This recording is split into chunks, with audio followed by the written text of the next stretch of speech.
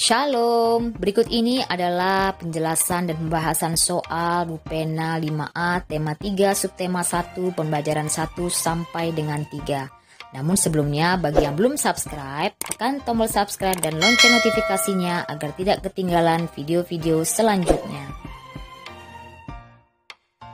Tema kita pada hari ini adalah tema 3, makanan sehat, subtema 1, bagaimana tubuh mengolah makanan. Muatan bahasa Indonesia tentang pengertian iklan.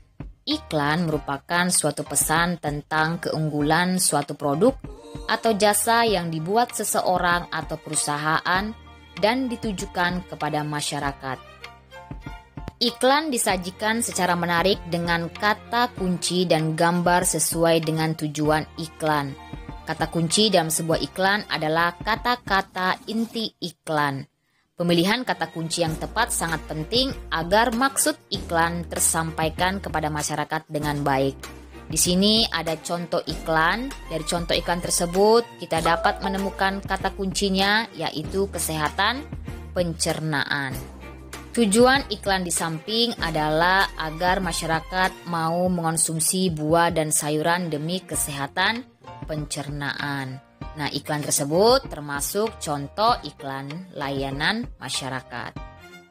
Bupena halaman 149 muatan bahasa Indonesia. Soal yang pertama, apa yang kamu ketahui tentang iklan?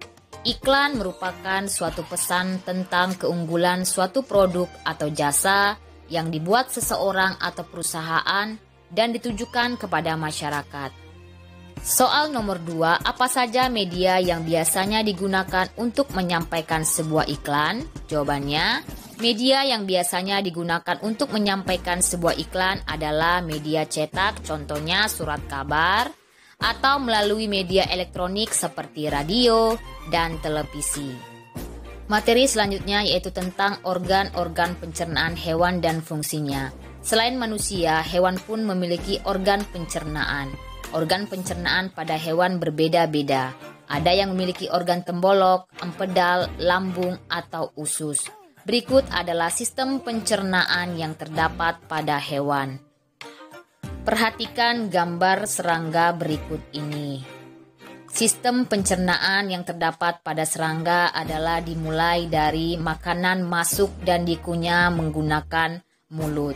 Kemudian makanan yang sudah dikunyah masuk ke tembolok yaitu tempat penyimpanan sementara makanan. Setelah itu makanan yang disimpan lalu masuk ke empedal atau disebut juga lambung pengunyah untuk dilumat dan dihancurkan. Setelah hancur makanan masuk ke lambung untuk dicerna oleh enzim lalu masuk ke usus untuk diserap. Sisa-sisa makanan kemudian dibuang melalui anus. Nah, ini adalah sistem pencernaan dari serangga. Selanjutnya, gambar yang kedua adalah mengenai sistem pencernaan pada ruminansia atau hewan memamba biak. Adapun sistem atau proses pencernaannya sebagai berikut. Makanan dikunyah dengan gigi dan dicampur dengan air liur di mulut. Kemudian, makanan yang sudah dikunyah masuk ke dalam rumen atau perut besar melalui kerongkongan atau esofagus. Makanan dicerna dengan bantuan bakteri lalu disimpan sementara di dalam rumen. Saat beristirahat, makanan kembali ke mulut untuk dikunyah lagi. Makanan yang sudah dikunyah lagi masuk ke dalam retikulum atau perut jala untuk mengalami proses fermentasi atau penguraian oleh bakteri dan proses penyaringan benda-benda asing.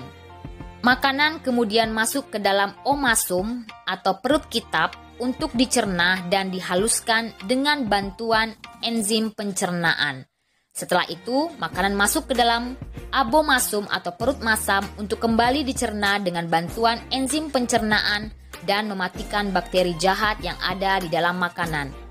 Kemudian, sari-sari makanan diserap oleh usus halus dan sisa pencernaan kemudian dibuang melalui anus. Selanjutnya, sistem pencernaan pada ikan. Sistem pencernaan pada ikan terdiri atas mulut, kerongkongan, lambung, usus, dan anus. Sedangkan sistem pencernaan pada katak dan reptil terdiri atas mulut, kerongkongan, lambung, usus halus, usus besar, dan kloaka atau tempat pembuangan sisa pencernaan. Sedangkan sistem pencernaan pada burung serupa dengan serangga, yaitu mulut, kerongkongan, tembolok, lambung, empedal, usus, dan kloaka. Dan sistem pencernaan mamalia terdiri atas mulut, kerongkongan, lambung, usus halus, dan usus besar, serta anus. Bupena halaman 151 muatan IPA. Yang pertama, apa nama-nama organ pencernaan pada gambar Bupena halaman 151? Di situ ada gambar hewan ruminansia atau hewan memama biak dan serangga. Tuliskan beserta fungsi organ pencernaan tersebut.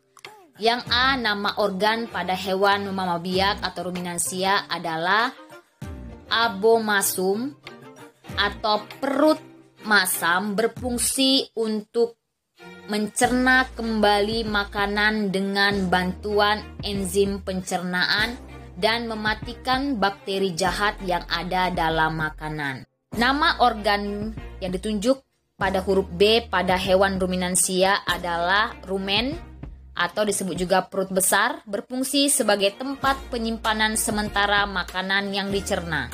Sedangkan C itu ada gambar serangga, nama organnya adalah empedal, berfungsi untuk tempat melumat dan menghancurkan makanan. Sedangkan yang D, nama organnya adalah usus, berfungsi sebagai tempat penyerapan sari-sari makanan. Soal nomor 2, apa fungsi tembolok dalam sistem pencernaan serangga? Jelaskan jawabanmu. Fungsi tembolok dalam sistem pencernaan serangga adalah sebagai tempat penyimpanan sementara makanan. Ciri-ciri bahasa pada iklan muatan bahasa Indonesia. Bahasa yang digunakan pada iklan bersifat persuasif atau mengajak. Oleh karena itu, kalimat yang digunakan adalah kalimat persuasif. Tujuannya agar masyarakat atau konsumen tertarik dengan pesan yang disampaikan iklan tersebut. Ciri-ciri kalimat persuasif adalah sebagai berikut. Yang pertama, bersifat mengajak.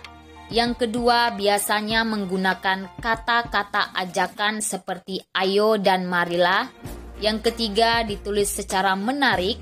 Dan yang keempat, dapat diberi rima agar orang-orang yang membaca atau mendengar akan selalu mengingatnya. Bupena halaman 152 muatan bahasa Indonesia. Soal yang pertama, apa pesan yang disampaikan iklan tersebut? Jawabannya adalah kita harus makan makanan yang bergizi agar tubuh menjadi kuat dan sehat. Soal yang kedua, siapakah sasaran iklan tersebut? Jawabannya adalah seluruh masyarakat. Yang ketiga, menurutmu apakah penulisan iklan tersebut sudah sesuai dengan ciri-ciri kalimat persuasif? Jawabannya adalah sudah karena menggunakan kata ayo. Materi selanjutnya yaitu organ pencernaan pada manusia dan fungsinya. Sistem pencernaan pada manusia terdiri atas organ yaitu mulut yang berfungsi sebagai tempat makanan dihancurkan, kemudian kerongkongan yaitu saluran penghubung mulut dan lambung, yang ketiga lambung yaitu tempat pencernaan makanan dengan bantuan enzim, kemudian yang keempat adalah usus halus yang berfungsi sebagai tempat penyerapan sari-sari makanan, kemudian usus besar yaitu tempat penyerapan air serta sisa penyerapan usus halus dan membuang zat-zat sisanya, dan yang terakhir adalah anus yaitu saluran pembuangan sisa pencernaan. Bupena halaman 153 muatan IPA. Soal yang pertama, tuliskan proses pencernaan yang terjadi dalam lambung, usus halus dan usus besar. Jawabannya adalah di dalam lambung, makanan dicerna menjadi bentuk sederhana dengan bantuan enzim pencernaan. Makanan yang setelah halus tersebut kemudian masuk ke dalam usus halus untuk diserap sari-sarinya. Kemudian sisa penyerapan dari usus halus masuk ke dalam usus besar untuk diserap airnya dan dibuang zat-zat sisanya. Soal nomor 2, mengapa makanan yang masuk ke dalam organ pencernaan harus dihancurkan terlebih dahulu? Jawabannya adalah agar dapat melewati kerongkongan dan kerja lambung tidak terlalu berat. Masih pembahasan soal Bu Pena halaman 153 muatan IPA. Soal nomor 3, perhatikan gambar sistem pencernaan pada manusia berikut. Apa nama organ yang ditunjuk? Tuliskan juga fungsinya. Nama organ yang ditunjuk pada huruf A adalah mulut yang berfungsi sebagai tempat mengunyah makanan menggunakan gigi dengan dibantu air liur. Nama organ yang ditunjuk pada huruf B adalah usus besar yang berfungsi untuk tempat penyerapan air dan dibuang zat-zat sisanya. Sedangkan nama organ yang ditunjuk pada huruf C adalah kerongkongan yang berfungsi sebagai tempat lewat makanan yang menghubungkan mulut dan lambung. Dan nama organ yang ditunjuk pada huruf D adalah lambung yang berfungsi sebagai tempat pencernaan makanan dengan bantuan enzim. Tangga nada mayor dan tangga nada minor. Berikut adalah contoh lagu bertangga nada mayor. Lagu bertangga nada mayor dinyanyikan dengan bersemangat dan riang gembira. Biasanya diawali atau diakhiri dengan nada do. Jadi, lagu nasional Maju Tak Gentar merupakan salah satu contoh lagu bertangga nada mayor. Perhatikan lagu nasional syukur berikut. Lagu nasional syukur berikut merupakan salah satu contoh lagu bertangga nada minor. Ciri-ciri lagu bertangga nada minor dinyanyikan dengan tempo lambat dan sedih. Biasanya diawali dan diakhiri dengan nada la. Bu Pena halaman 155 muatan SBDP. Soal yang pertama, perhatikan lagu nasional Indonesia Pusaka berikut ciptaan dari Ismail Marzuki dengan nada do sama dengan F. Apakah lagu berikut menggunakan tangga nada mayor atau minor? Tuliskan ciri-cirinya. Jawabannya adalah lagu nasional Indonesia Pusaka merupakan tangga nada mayor dengan ciri-ciri yaitu dinyanyikan dengan bersemangat dan dimulai dari nada do. Soal yang kedua, tuliskan masing-masing 3 contoh lagu bertangga nada mayor dan minor. Jawabannya adalah contoh lagu bertangga nada mayor adalah Hari Merdeka, Indonesia Raya, dan Garuda Pancasila. Sedangkan contoh lagu bertangga nada minor adalah Syukur, Mengheningkan Cipta, dan Himne Guru. Materi selanjutnya adalah interaksi manusia dengan lingkungan sekitar, muatan IPS. Interaksi sosial adalah hubungan sosial yang terjadi antara satu individu dengan individu lain, individu dengan kelompok, dan kelompok dengan kelompok. Hubungan timbal balik dan saling memengaruhi harus terjadi dalam suatu interaksi sosial. Berikut itu ada contoh nelayan berinteraksi dengan lingkungan saat melaut. Interaksi yang terjadi antara manusia dan lingkungan di sekitarnya disebut interaksi dengan lingkungan hidup. Bacalah teks yang berjudul Potensi Garam di NTT sangat besar untuk dikembangkan untuk menjawab soal-soal dari Bu Pena halaman 157 muatan IPS. Soal yang pertama, apa bentuk interaksi yang terjadi dalam pembuatan garam tersebut? Jawabannya adalah interaksi manusia dengan alam dan interaksi manusia dengan manusia. Soal nomor 2, siapa saja yang berperan dalam proses tersebut? Jawabannya adalah petani garam dan pemerintah daerah. Soal nomor 3, bagaimana proses pengolahan industri garam di NTT? Jawabannya adalah menggunakan teknologi geomembran. Soal nomor 4, bagaimana pengaruh pembukaan industri garam bagi lingkungan sosial di daerah tersebut? Jawabannya adalah membuka lapangan kerja baru dan memanfaatkan kemarau untuk membuat garam. Keragaman di lingkungan sekitar muatan PPKN. Manusia merupakan makhluk sosial yang saling berinteraksi. Arti makhluk sosial adalah kita tidak dapat hidup tanpa bantuan orang lain.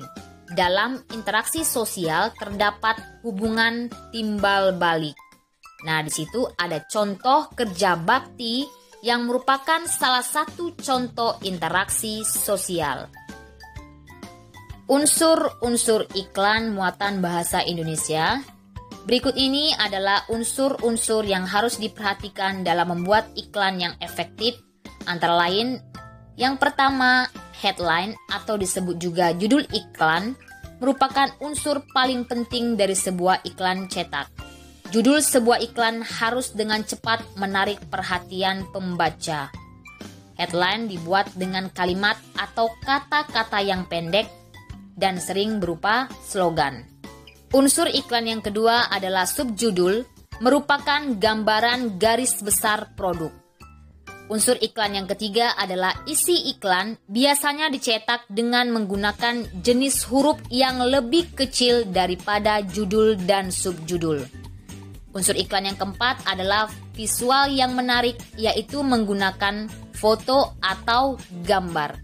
Hal ini lebih baik daripada hanya menggunakan rangkaian kata. Kemudian unsur yang kelima adalah nama dan alamat yang dapat dihubungi. Hal ini berguna untuk membantu pembaca mengenali pembuat iklan. Bupena halaman 159, muatan SBDP. Soal yang pertama, perhatikan contoh iklan berikut. Berilah tanda panah yang tepat untuk tiap-tiap unsur iklan yang terdapat pada contoh iklan tersebut. Jawabannya adalah di situ ada tulisan susu sehat dengan menggunakan huruf besar atau huruf kapital semua, itu merupakan unsur judul. Kemudian di bawah susu sehat terdapat susu murni tanpa pengawet, merupakan subjudul. Jadi gambaran garis besar produk. Kemudian di bawah subjudul ada kalimat ajakan, yaitu ayo minumlah susu sehat rasanya enak tanpa bahan pengawet, merupakan isi iklan. Kemudian ada tulisan diproduksi oleh PT Sehat Segar, merupakan nama dan alamat yang dapat dihubungi atau juga disebut pembuat iklan. Kemudian di situ ada gambar susu sehat, merupakan visual yang menarik, yaitu berupa gambar. Demikianlah penjelasan dan juga pembahasan soal Bupena 5A tema 3 subtema 1 pembelajaran 1 sampai dengan 3 hari ini.